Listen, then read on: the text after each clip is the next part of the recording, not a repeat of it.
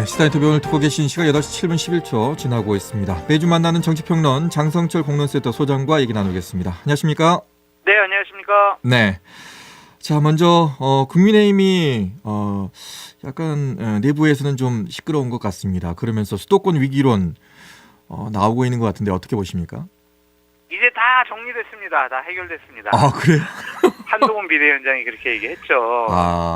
상당히 2, 3주 동안 네. 이종섭 호주 대사, 그리고 황상무 수석과 관련해서 수도권 위기론이 현실적으로 출마하는 분들에게 다가왔던 것 같아요. 네. 그 지지율이 막 뚝뚝 떨어지고 지역에서 주민분들 만나면 눈빛과 악수를 하는데 그 온기가 달라졌다는 거예요. 그래서 김은혜 수석이라든지 이용 의원이라든지 이런 친윤 의원들까지도 황상무 수석 사퇴시켜야 된다. 이종섭 호주대사 귀국시켜라. 이렇게 막 요구했잖아요. 네. 그런 분들의 발언에 의해서 우리가 국민의힘에서 상당히 심각하게 이 사건을 받아들였고 한동훈 비대위원장이 공개적으로 이제 황상무 수석 사퇴를 요구를 한 건데 일단은 어느 정도 해결된 것 같아요. 이종섭 호주대사 귀국을 해서 공관장회에 참석한다고 하지만 일단은 당의 요구에 민심의 요구에 대통령이 굴복한 것 같다라는 생각이 듭니다. 네. 이종섭 호주대사는 공문 때문에 온 겁니까? 아니면은 수사를 받으러 온 겁니까? 이건 뭐 정확하게 말하지 않고 오는 것 같은 느낌이어가지고요. 그러니까 이제 거표지에는 이제 공관장회라고 돼 있는데 네. 안에 싹 이제 속 표지를 보니까 이거는 이제 공수처 수사받으러 온 거다. 그렇게 볼 수밖에 없죠. 그러니까 공관장 회의가 갑작스럽게 준비됐다, 기획됐다. 그래서 그날 아침에서야 언론에 리리스했다. 이런 보도가 나오고 있잖아요. 네. 그래서 그냥 공수처 수사받으러 들어온다면 상당히 더 큰 논란이 될 것 같고 좀 대통령실 체면도 깎이니까 네. 일단 공관장 회의를 급작스럽게 기획하지 않았나라는 좀 생각이 들고요. 작년 이게 7월달, 11월달 이렇게 두 번 있었다고 하더라고요. 네. 그때는 이제 화상회의로 했는데 네.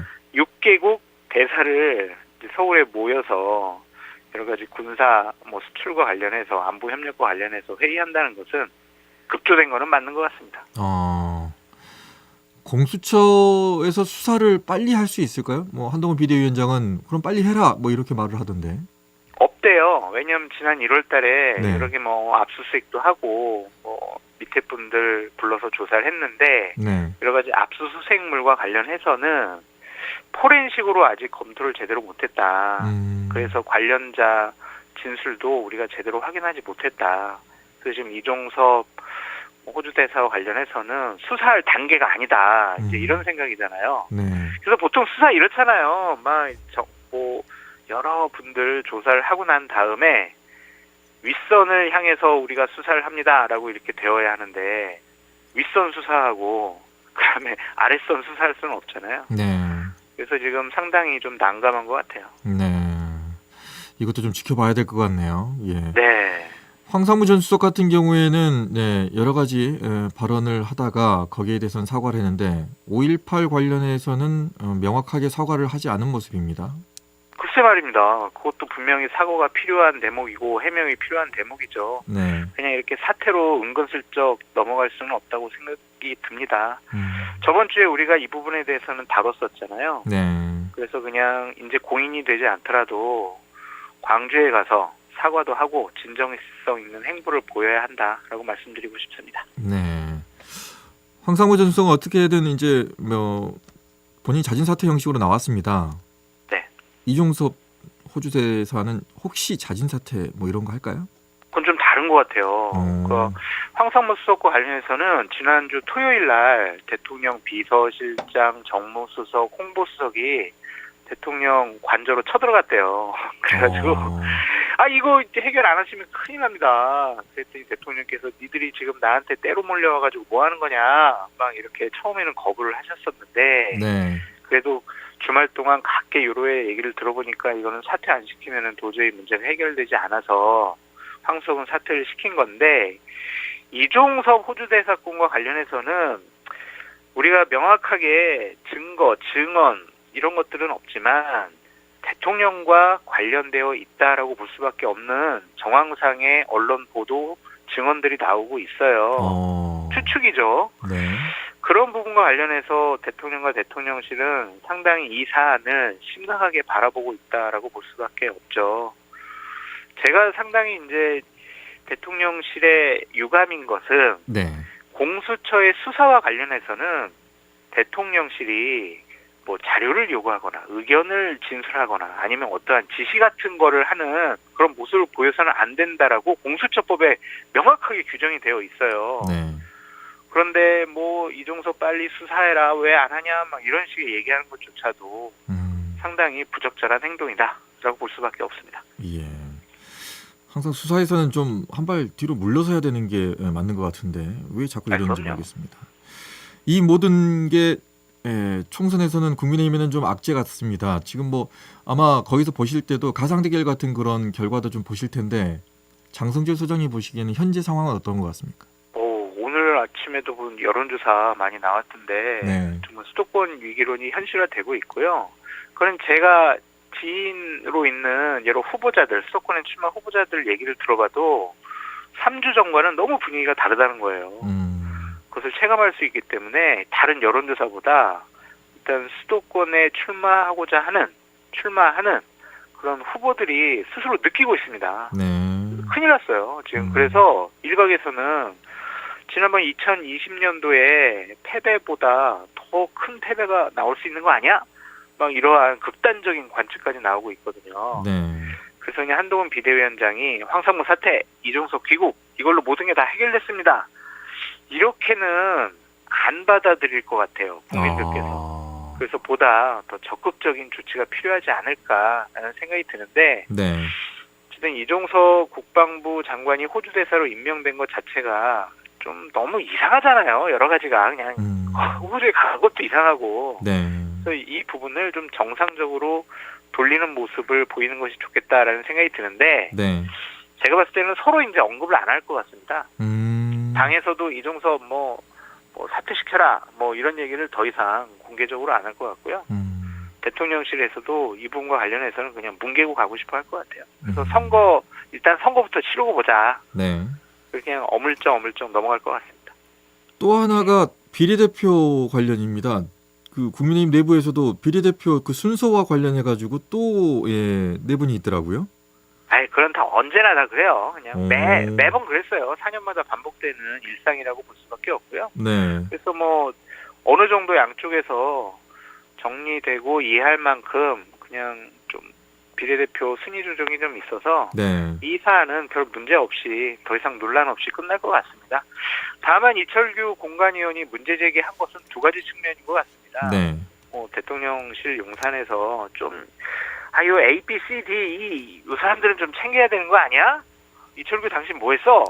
막 이렇게 혼날 수가 있으니 저는 열심히 했는데요. 전 진짜 정말 이 사람들 다 그냥 비례대표 주려고 했는데 한동훈 비대위원장이 말을 안 들어요. 한동훈 비대위원장 나빠요. 이런 식의 좀 항변 기자회견을 한 것 같고요. 네. 또 본인이 공관위원장 하면서 많은 분들을 영입하려고 했잖아요. 네. 그분들 영입하면서 뭔 약속을 했겠어요. 당신 비례대표 좋은 순번 줄게. 저기 좋은데 우리 유리한 지역구에 내보내줄게. 이랬는데 그게 많이 안 됐던 것 같아요. 네. 그래서 그분들에게 미안하니까 내 잘못 아니고 한동훈 비대위원장 잘못이에요. 저한테 뭐라고 하지 마세요. 저는 이제 선거 치르러 강원도로 갑니다. 하면서 그냥 강원도로 가버렸어요. 그래서 이제 더 이상 문제 제기할 사람도 없다. 그래서 이 사안은 그냥 이제 끝이라고 보시면 됩니다. 책임은 내가 지지 않겠다 이제. 그럼요. 네. 책임지면 사퇴해야 되거든요. 근데 이제 뭐 서운해하는 분들이 있을 수밖에 없잖아요. 국민의힘 당규에도 있다면서요. 그 비례대표 비율을 소위 말하는 이제 표가 좀 안 나오는 곳에 또 열심히 일하는 곳에다가 좀 비율을 줘야 되는데 호남 지역에는 그 퍼센테이지에 한참 못 미친다고 하고. 못 미치는 것 같아요. 그분이 상당히 안타깝고 아쉽고 그래서 대통령께서 주기한 전 후보를 이제 대통령 민생특보로 임명하면서 조금 전에 뉴스 나왔어요. 저희가 이제 호남 많이 신경 쓰고 있습니다. 호남민들 너무 서운해하지 마세요. 그렇게 좀 민심을 다독이려고 노력하는 것 같은데 이 부분은 좀 아쉽다라고 음. 말씀드릴 수밖에 없네요. 근데 김하진 주기환 이 두 분 뭐 광주와 네. 전남 쪽에서 이제 많이 노력하신 분들이라고 이제 말씀을 하시는데 다 20번대 네. 후반 쪽으로 뒤로 밀렸거든요. 그렇죠. 예. 그래서 당에서 좀 신경을 못 쓴 부분에 대해서는 네. 좀 반성이 좀 필요한 부분이 아닌가라는 생각이 듭니다. 자, 민주당으로 넘어가 보도록 하겠습니다. 네. 오늘 새벽이라고 하긴 그렇고 하여튼 자정에 네. 조수진 의원이 강북을에 조수진 의원이 돌연 사퇴를 했습니다. 네. 야, 여기는 정말 이거 어떻게 봐야 됩니까 이제? 아니 왜 박용진 의원 안 주려고 이렇게 무리를 하다가 왜 이렇게 여러 가지 사달을 불러일으키냐고요. 네. 순리대로 하면 됐지. 네. 조수진 변호사 같은 경우에는 이미 사퇴를 했기 때문에 더 네. 이상 비판하는 것은 좀 무의미하다는 좀 생각이 들고요. 네. 어제 저도 방송 출연하면서 상당한 수준으로 많이 비판을 했어요. 네. 그러니까 이게 너무 급작스럽다는 게 뭐냐면 3월 19일까지 본인이 출마하려는 지역구에 주소지를 옮겨야 돼요. 네. 근데 조수진 의원은 지금 거기 안 살아요. 네. 본인이 출마하면서 본인 투표도 못 해요. 네. 이건 준비 안 된 후보라고 볼 수밖에 없잖아요. 네네. 이렇게 무리한 일을 한 것이 이러한 평지풍파를 불러일으키고 있는데 그냥 박용진 의원 주세요. 네. 뭐 박용진 의원 뭐 그 큰 잘못을 했다고 이러시는지 솔직히 이해가 되지 않습니다. 네. 조수진 후보 또 조수진 변호사로 저희가 정정할게요. 네. 그 박용진 의원에게 이제 주느냐 마느냐는 정말 이제 이재명 대표에게 달린 것 같습니다. 오늘까지 빨리 해야 되잖아요. 네. 줄 것 같습니까? 박용진 저는 박용진 의원에게 달려 있다고 생각이 들어요. 정치력이 필요한 시점인데 저는 그냥 제 고집대로 제 생각대로 그냥 바보 노무현의 길을 가겠습니다. 뭐 타협하지 않겠습니다. 이러면 안 돼요. 이러면 죽어요. 그러니까 지금이라도 정치력을 발휘해서 네. 이재명 대표한테 가서 제가 잘하겠습니다. 그러고 김부겸 공동선대위원장도 설득하고 또 정성호 또 의원도 설득을 해가지고 네. 자 박용진 줍시다. 그냥 지금 급하다. 이렇게 쓱 넘어가야지. 뭐 나는 뭐 자존심 세우고 난 뭐 배지 안 달아도 됩니다. 난 뭐 그냥 원칙을 지키겠습니다. 이거는 좋지 않은 것 같고요. 이재명 당대표께서도 이렇게 막 잘 안 됐잖아요. 막 바꿔보려고 했는데 그러니까 이제 순리대로 뭐 박용진 의원 주는 게 어떨까. 물론 당원 투표에서 박용진 의원이 진 거는 맞습니다. 네. 하지만은 거기에는 여러 가지 부적절한 판단과 여러 가지 문제점들이 노출됐기 때문에 좀 순리대로 푸시는 게 어떨까라는 생각이 듭니다. 그런 걸 다 떠나서 소장님의 감으로는 박용진 의원을 선택할 것 같습니까?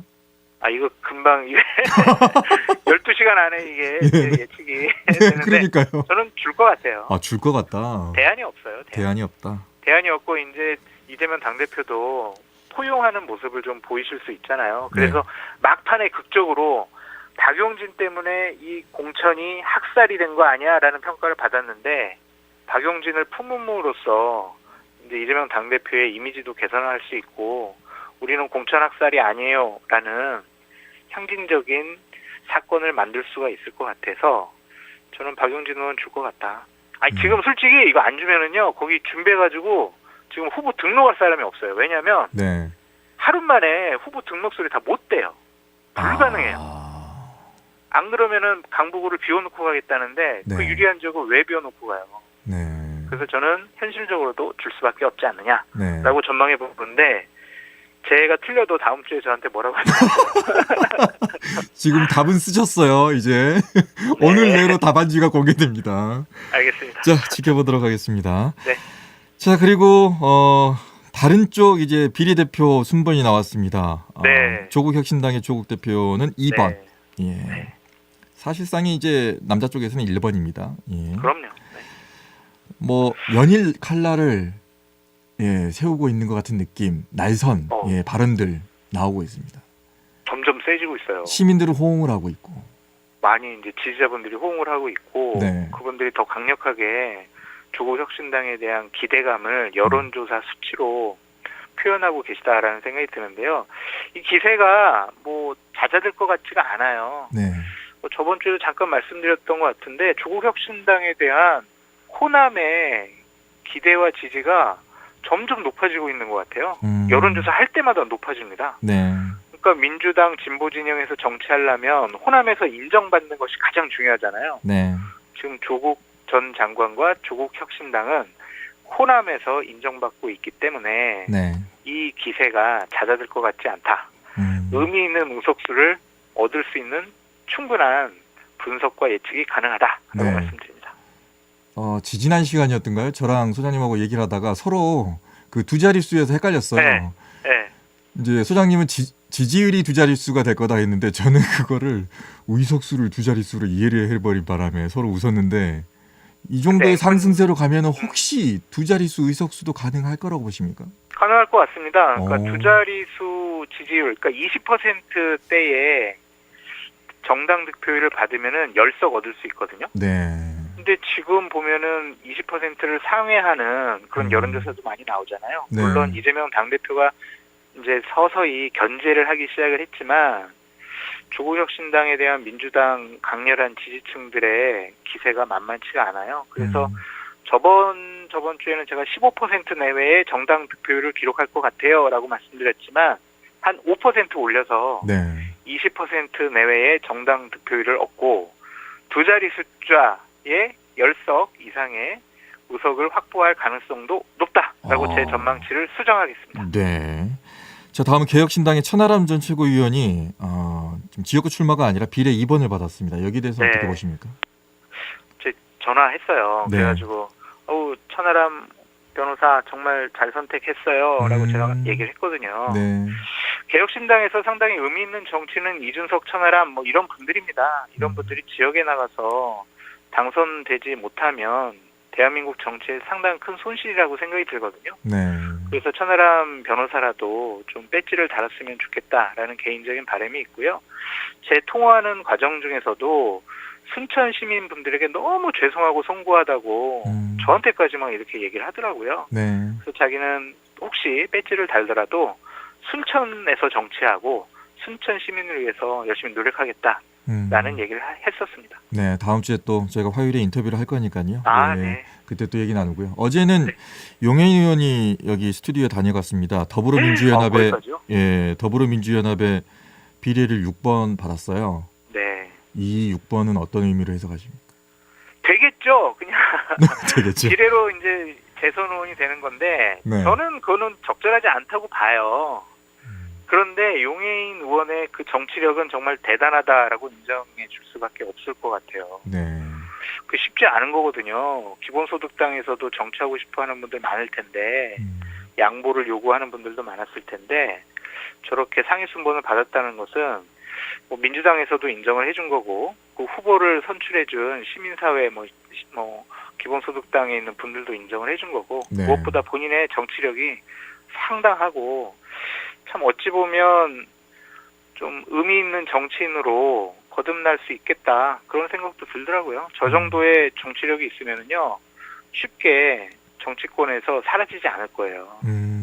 그래서 그분이 재선되는 게 적절하냐 부적절하냐 부적절하다라고 보여지지만 재선이 되면은 상당히 22대 국회의 스타원이 될 가능성이 높아 보인다라고 말씀드립니다. 예. 초선과 재선은 또 다르거든요. 그렇죠. 한 번 경험해봤잖아요. 예. 다 아는 거예요. 막 이렇게.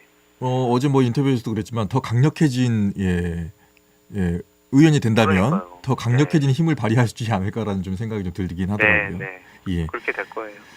그러면서 좀 걱정하는 것 같더라고요. 더불어민주연합이라는 비례에 조국 혁신당이 좀 밀리는 거 아니냐, 뭐 이렇게 생각하기도 하고, 물론 뭐 같은 길을 가는 거지만 어쩔 수 없는 또 경쟁을 해야 되는 거잖아요. 아니 근데 뭐 11번, 12번 뭐 이 정도 받으면 잘못하면은 못 달 수 있겠다 그렇게 생각이 드는데 네. 6번 받았으니까 뭐 배지 다는 것은 거의 확정적인 것 같다는 생각이 들고요. 네. 어쨌든 조국혁신당과 더불어민주연합은 뭐 위성정당의 위성정당 뭐 이런 식으로 해가지고 그냥 형제정당, 다매정당이라고 볼 수밖에 없을 것 같아요. 같이 뭐 국민의힘 편 들어주겠어요? 뭐 조국혁신당이 많이 의석수 확보하면 다 범야권의 세력으로서 윤석열 정권 뭐 심판 타도 이걸 위해서 힘을 합칠 거 아닙니까? 네. 향후 보완적인 경쟁 관계가 되지 않을까라는 좀 생각이 듭니다. 예. 알겠습니다. 여기까지 듣겠고요. 이제 하다 보니까 민주당이나 네. 저 조국혁신당 칭찬만 해가지고 이거 참 큰일 났는데요. 저희 뭐 댓글 보면은 항상 그 얘기가 많이 나와요. 네. 보수 농익이 맞느냐? 아니 보수 농계가 맞는데. 아니 다 부적절하다고 생각이 들어요. 저분들 정치하는 건. 근데 저는 정치 현상에 대해서 그렇죠. 분석을 하고 전망을 말씀드리는 거니까 네. 오해하지 마십시오. 예. 자, 여기까지 듣겠습니다. 말씀 고맙습니다. 감사합니다. 언제 어디서나 내 손 안의 뉴스. 광주 MBC 뉴스 유튜브 구독으로 함께하세요.